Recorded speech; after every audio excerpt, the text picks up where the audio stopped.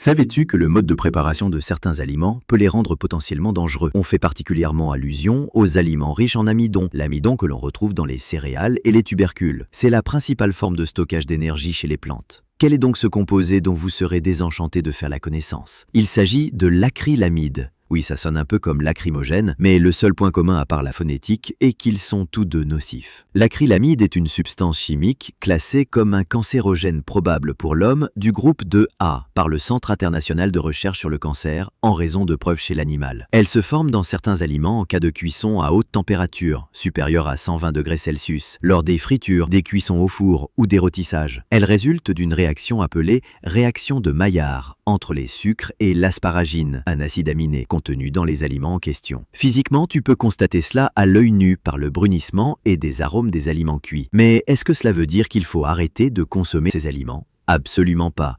Nous sommes sur Terre et qu'on le veuille ou non, il y a plein de toxines auxquelles nous sommes exposés chaque jour. Ce que l'on peut faire, c'est essayer de réduire du mieux que l'on peut la concentration d'acrylamide dans les aliments que l'on consomme, et voici comment y parvenir. Mais avant, voici les aliments et substances qui contiennent le plus d'acrylamide. Certains produits à base de pommes de terre, les frites, l'un des principaux contributeurs à l'exposition alimentaire aux acrylamides, surtout lorsqu'elles sont trop dorées ou brunes. Les chips, dont la teneur en acrylamide est encore plus élevée par rapport aux frites. Le café. Pour développer les arômes et les saveurs caractéristiques du café, les grains subissent une transformation thermique appelée torréfaction. Ce processus physico-chimique modifie non seulement les propriétés gustatives du café, mais aussi sa couleur. Ainsi, plus la torréfaction est poussée, plus le grain devient foncé, jusqu'à prendre une teinte noire. Et le café noir est d'ailleurs une source notable d'acrylamide. Les grains robusta en contiennent généralement davantage que les grains arabica, car ils sont naturellement plus riches en asparagine, déjà évoqué plus haut. Cette info sera peut-être utile aux experts en café. Le pain grillé. Les zones brunes du pain grillé contiennent des niveaux élevés d'acrylamide. Dans la même logique, les biscuits et les crackers. Tabac. La fumée de cigarette est une source importante d'acrylamide, indépendante de l'alimentation.